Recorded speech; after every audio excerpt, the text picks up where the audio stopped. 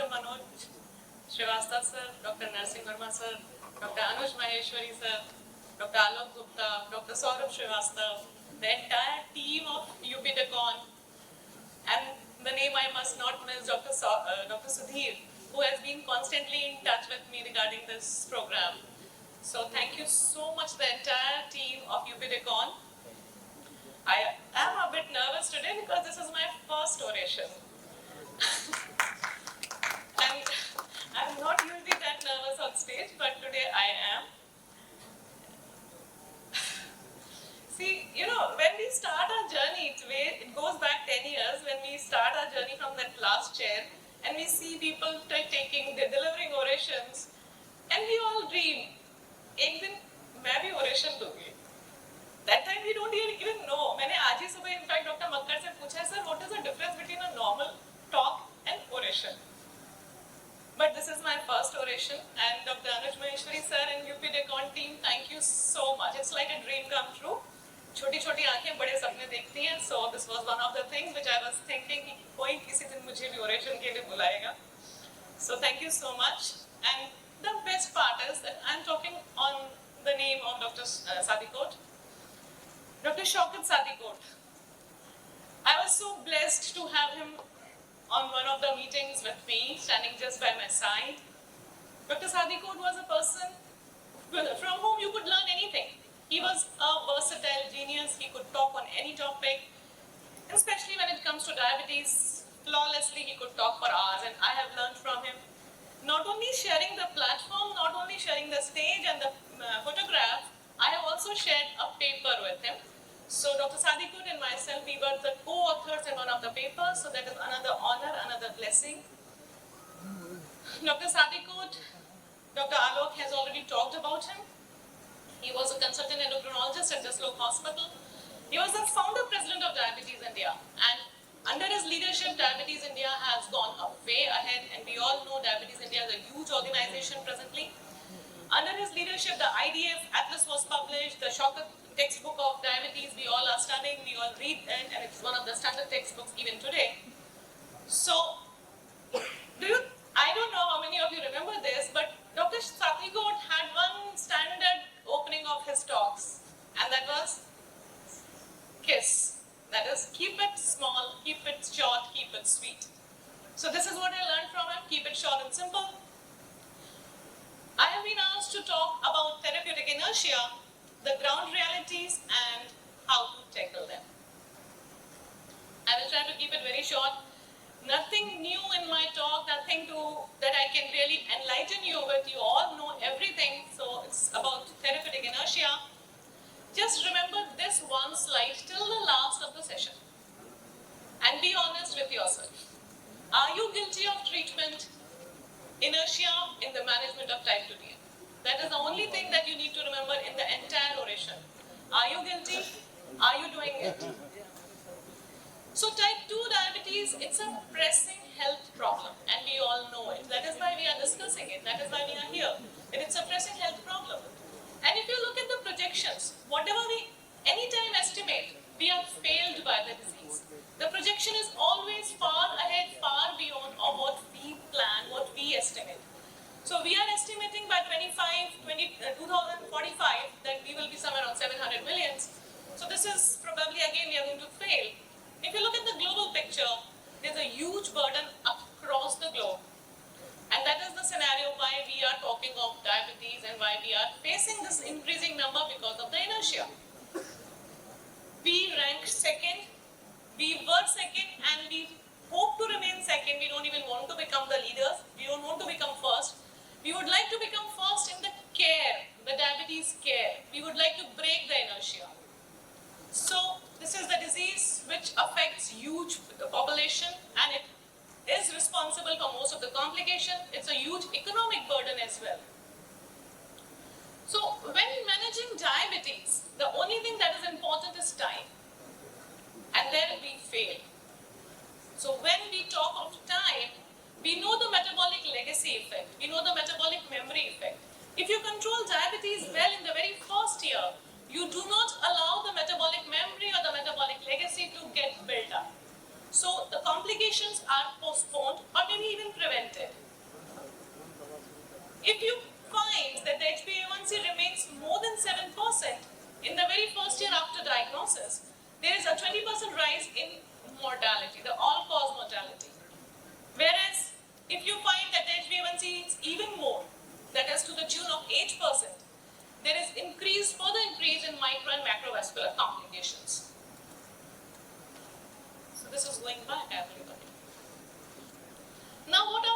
supposed to do? Suppose the clinicians are not taking any action.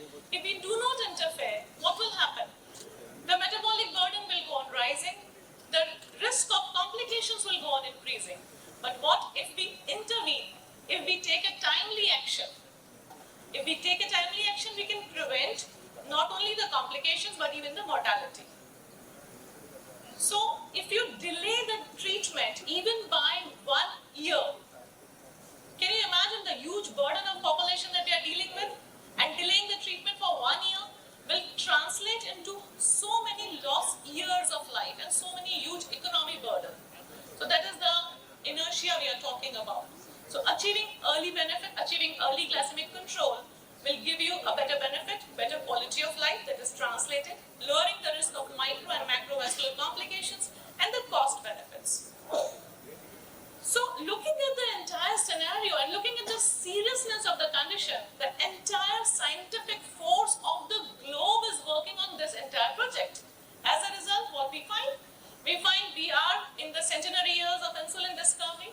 We are in the centenary years of sulfonylureas and the incretin discoveries, alpha-glucosidase inhibitors, the rapid-acting, we have a new, in fact, the analog SPART or the what we call the biosimilar SPART is now with us. So every time we are having huge number of molecules, every other day probably you can get up tomorrow morning to find a new molecule in the pipeline. Dr. Makkar right now just mentioned a huge number of molecules. We are even having a triple molecule, triple combination coming up. But is it actually paralleled by a good glycemic control? Sorry. So we fail. So how do we fail? You will find that there is in fact a decline in the glycemic control over the period of years. You will find that in the HbA1c control has rather worsened. The increased number of higher HbA1c. So where are we failing? On one hand, we are having newer molecules in our basket, newer insulins to our availability in our armamentarium, the weapons we are dealing with diabetes. But then what is going wrong? Why the HbA1c is still rising? Why the population with uncontrolled diabetes is still rising? Why we are not able to do anything with this population with so good, wonderful molecules? Why we are failing? Why we are not able to control mortalities, morbidities, amputations, blindness, MI? Why? So that's why we need to answer today. So what is the root of the problem? The root of the problem is the therapeutic inertia. So what is this inertia? What is inertia? Who is responsible for this inertia? And how do we break it? When to break it? And where to start? These are the questions that we must answer. So what is inertia? Knowing achieved the target, you fail to achieve it. That is inertia. You know the HbA1c has to be less than 7, but you don't achieve it. That is inertia. And the major contributor to the failure of glycemic control is inertia. Can you imagine the average journey of a diabetic population? Around 3 years the patient takes to present to your clinic, another 3 years to add one molecule to the second molecule, then forget the insulin, we are not talking of the insulin, we are only talking of the OHs. Building OHs itself takes another 6-7 years. And then adding insulin is another challenge, another inertia. So, the responsibility is not entirely ours. I am not saying we as clinicians can do a major thing single-handedly. No, we cannot. We are not the only people responsible. Even patients are equally responsible. If they don't come to us, we will not be even able to diagnose them. How will we treat them? Even our healthcare system is responsible. There are many things which we cannot even think, but they are happening. We don't have anybody to finance. Even there was an era when people with diabetes were not even insured. They used to hide the diagnosis of diabetes to get insurance policies. So even the pharma industries are also equally responsible. So there are many things which are responsible. We are not the only ones, so we need to work as a team.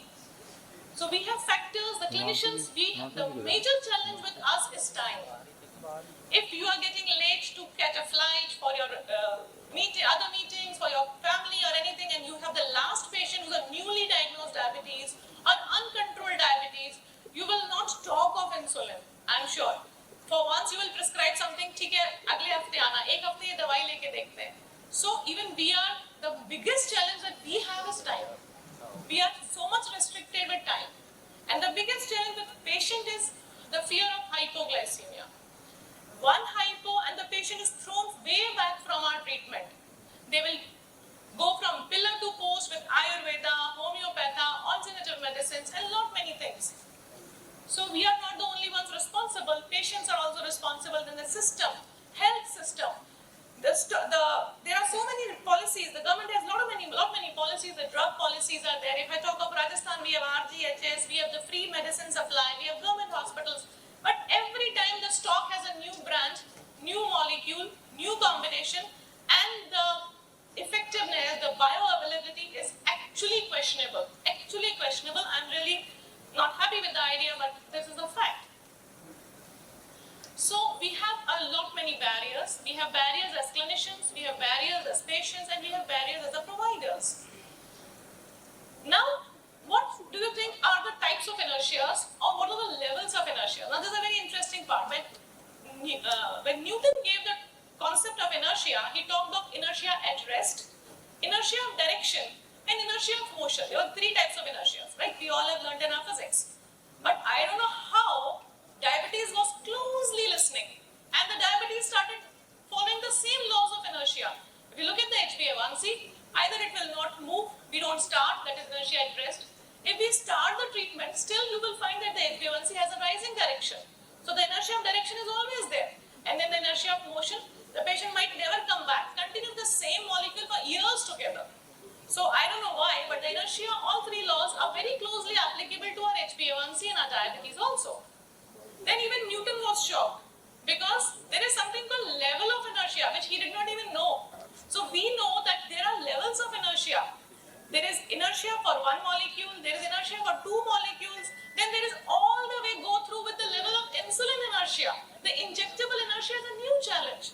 So we have levels of inertia also. Now, how do we break it? The stakeholders, we all are equally responsible. How do we break this inertia?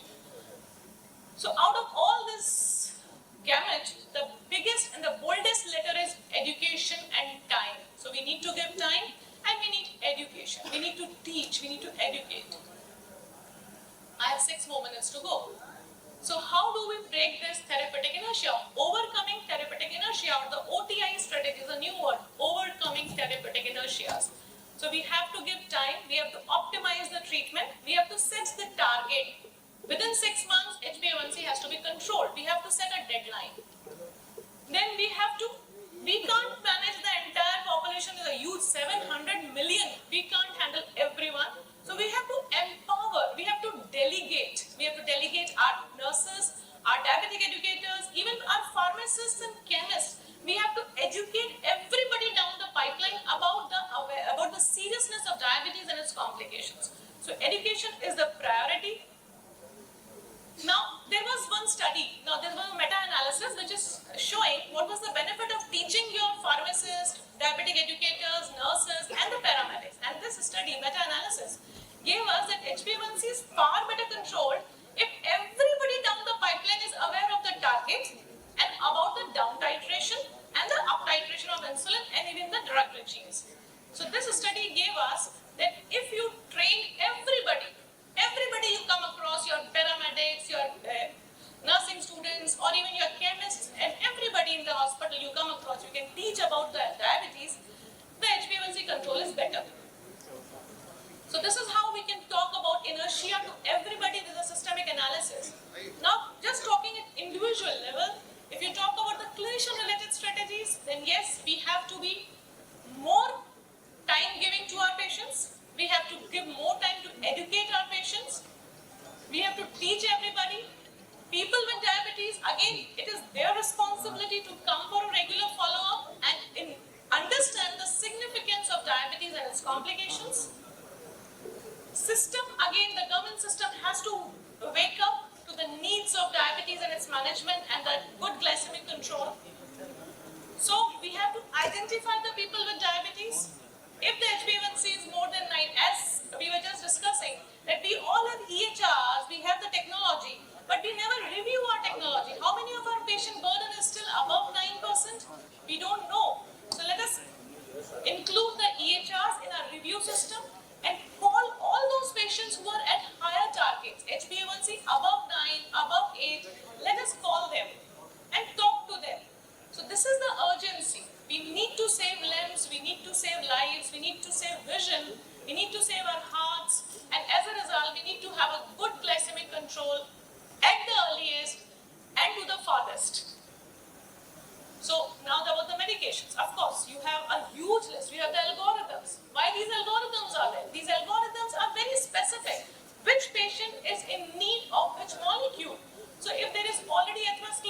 disease, start with this first line. If there is no atherosclerotic disease, you can start with the conservative management with metformin and then go to the second molecule, third molecule.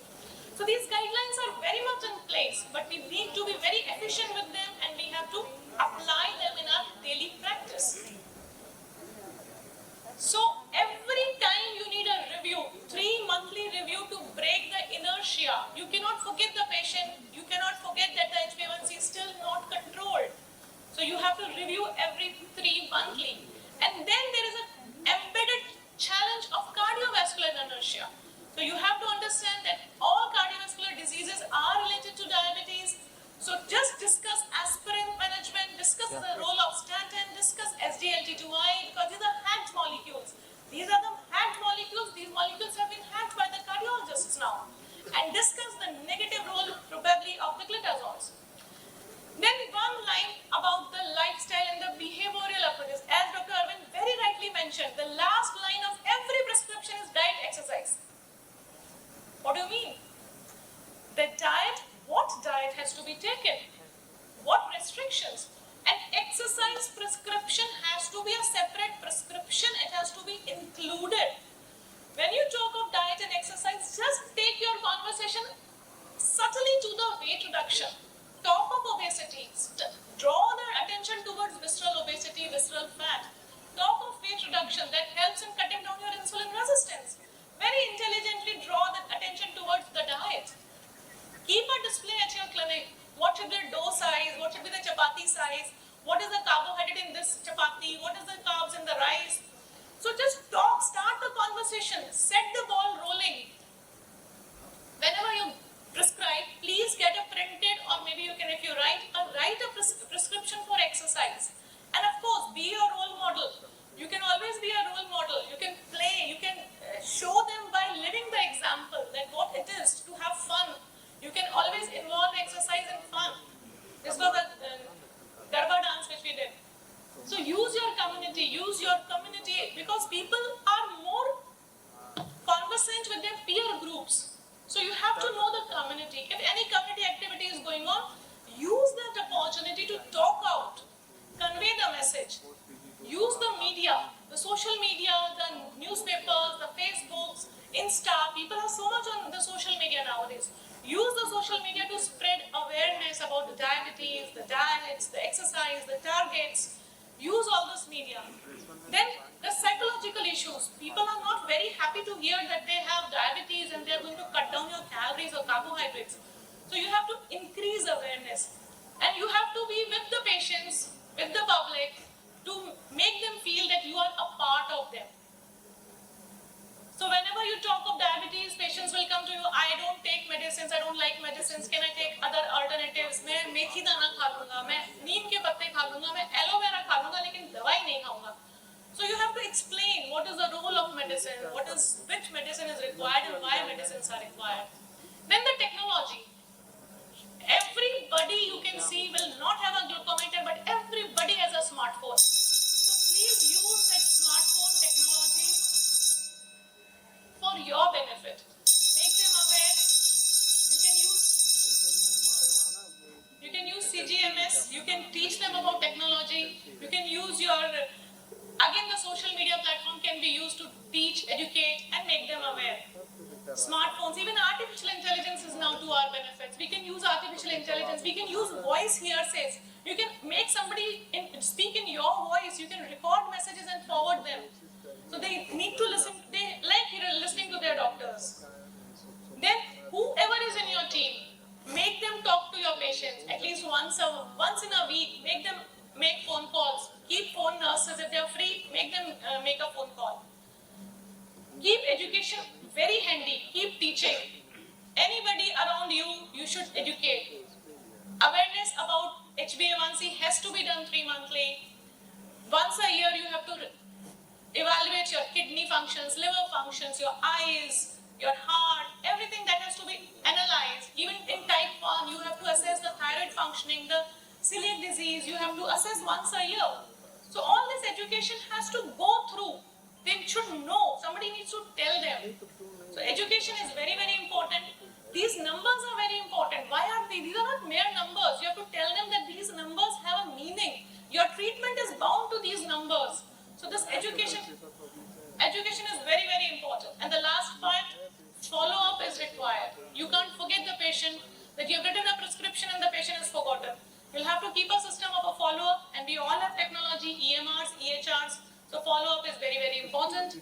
So the take-home for the evening is, let's do our job well. Who is doing what is not our responsibility. What I can do, what you can do, what we can do is keep ourselves updated with the latest knowledge, educate everybody down the line. This was Switzerland with the pediatric endocrinology. This was Sri Lanka endocrinology meet, where we are just learning more, and educating down the line.